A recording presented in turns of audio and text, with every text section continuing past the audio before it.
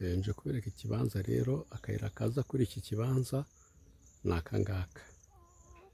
Ikibanza nyirizina rero ni iki ngiye kubereka. Ikibanza kiraza gihera kuri iyi miyenzi, kuri iyi miyenzi mureba, kikamanuka. Ikibanza rero cyose ni uku kimanuka, kiza gutya, kikaza uvuye ku muhanda munini nka metero 40, kikaza gutya n'aka kagunguzi karimo, kikagera hano kuri uyu mugenzi. Iki kibanza rero ngiki murabona ko ngiki uko kiza, murabona ko kinashijije, murabona ko gishijije. Aho ushaka kugura rero kiri hano muri Mageragere. Kiraza n'aho hose hateye ibishyimbo, urugabano ni ruriya,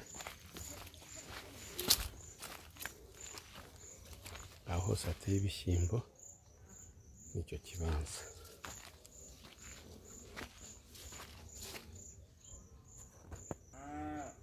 Kiraza n'ibi biti bya avoka birimo.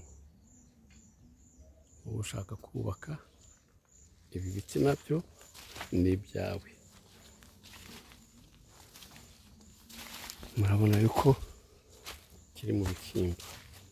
Urugabano rw'inyuma rero ni urunguru. Aha ngaha niho ikibanza gisorezwa. Uba ufite gahunda rero wareba, dore ngiki kibanza cyose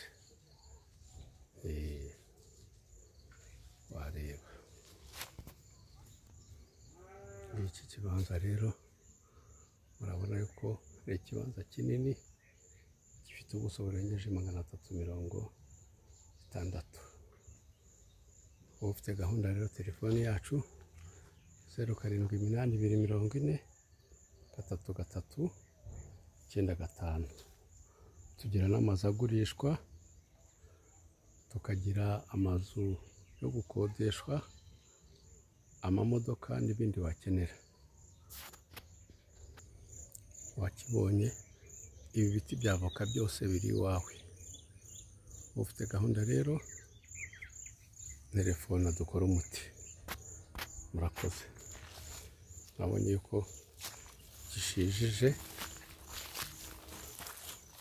ni ukuza uterekamo inzu yawe, kiri mu miturire.